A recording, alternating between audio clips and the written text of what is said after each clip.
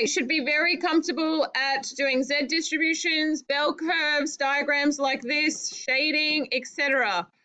Now, what happens if we say X is a normally distributed variable with a mean of 23.6 and a variance of 3.1 squared?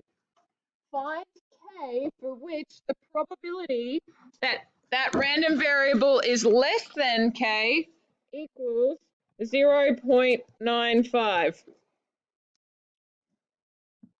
Where did it go? Okay, so have a little think about what we are going to do here. We have a sketch. What is the mean of that sketch? 23.6, thank you. So we label 20.3.6 is in the middle. And we want to find out the value K such that when X is less than K, it is 0.95. So 0.95, is that most of the area under the graph, or is that not most of the area under the graph? It is most of it, isn't it? So is the number, my final answer, going to be to the right or to the left of 23.6? Yeah, to the right. I think that's a good guess. So we're saying, okay, here's a number K over here somewhere. We don't know what K is, but we know that the probability of X being less than K, so that's all of this area to the left, we want all of this space here to be 0.95, and we have to find out what K is. So your calculators will again do this for you. Go into stat mode, please. Go into distribution. Go into normal distribution. So far, we have used F2, which is the normal cumulative distribution. But this time, we are working backwards. Instead of finding the probability, we are given the probability and we want to find the cutoff. So which do you think we should use in our calculator? Have a guess. We've used F2, so now your options are F1 or F3.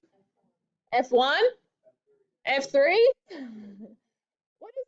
F1 is NPD. That is, again, finding a probability for an amount. And under F3, it says inverse normal. Inverse. Does this sound like the inverse? Yeah, it is. It is the inverse. Because we are given the probability and we want to work backwards. So you press inverse normal, F3. You are going to type into that. We have a variable, so F2, scroll down, tail. The tail is going off to the left in this case. We're looking for less than the number, so off to the left. The area, 0.95.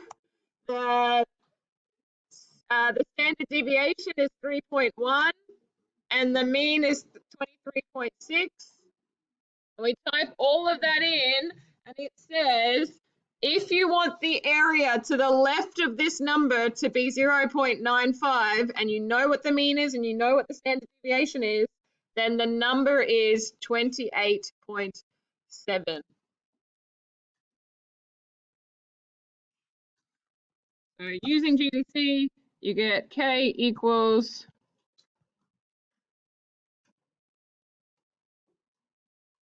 K is approximately 28.7, which I'm really happy with that because I can see that 28.7 is larger than 23.6, so that suits my diagram.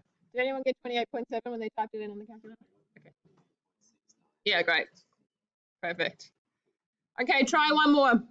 If Z is the normal distribution, standard normal distribution, find K such that the probability of Z being larger than K, draw a diagram, sketch in K, is 0.73. Standard normal, draw your diagram.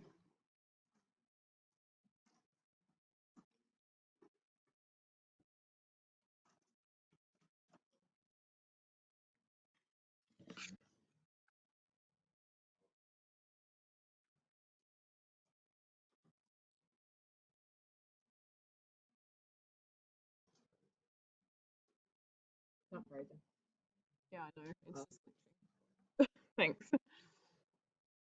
Okay, we draw our diagram. Bell curve. In the middle of that diagram, what number do we have? 0. Good. Now, we want a Z-score such that the probability of being larger than that score is 0.73.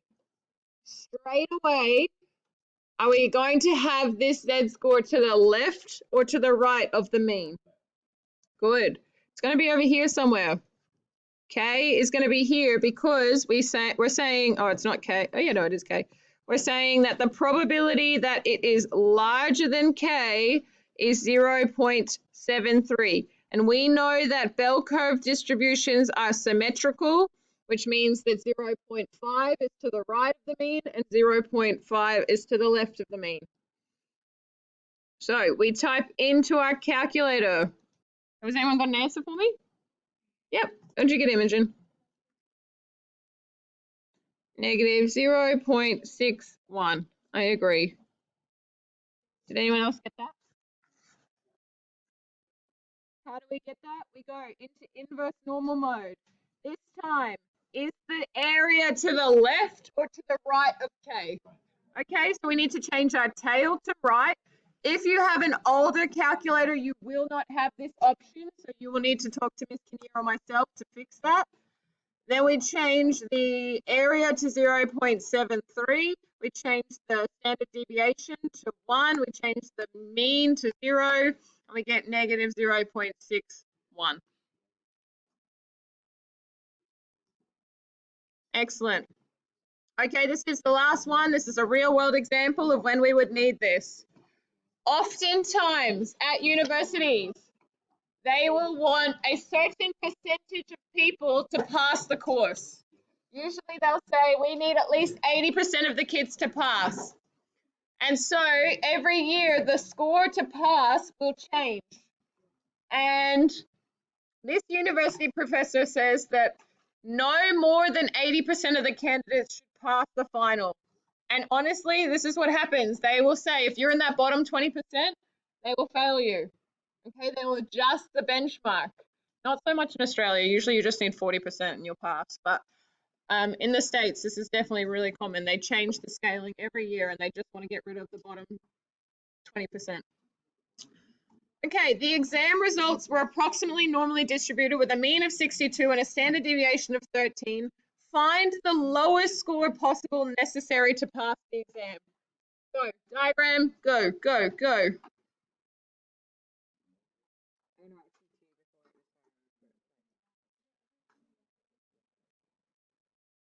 Alrighty, so for this one, you should have a diagram, and in that diagram, oh boy, should look better than that.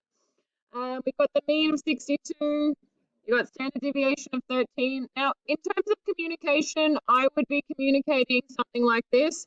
X is distributed normally, the mean is 62, this variance is 13 squared. You want to show that communication in your setting out. Then we are looking for the score down here such that no more than 80% of people pass. So you can either tail it to the right and say 0.8, or you can tail it to the left. If I tail it to the left, what's my percentage? Oh, sorry, my probability, yeah, 0.2. So either way is fine. You should get the same answer. And let's call that down there K. So you can either solve for when X is larger than K, that has to equal 0.8, or X is smaller than K. And what does K equal? 51.06,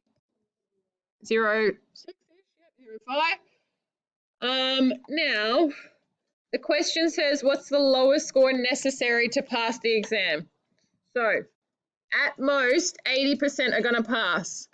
If we need a whole number score, are we going to round to 51? Or are we going to round to 52? Good. If I round down to 51, we are actually shifting a little bit to the left and we're including more people, which means more than 80% are going to pass. So you have to actually round up. The lowest pass mark is 52. Excellent. Are we okay?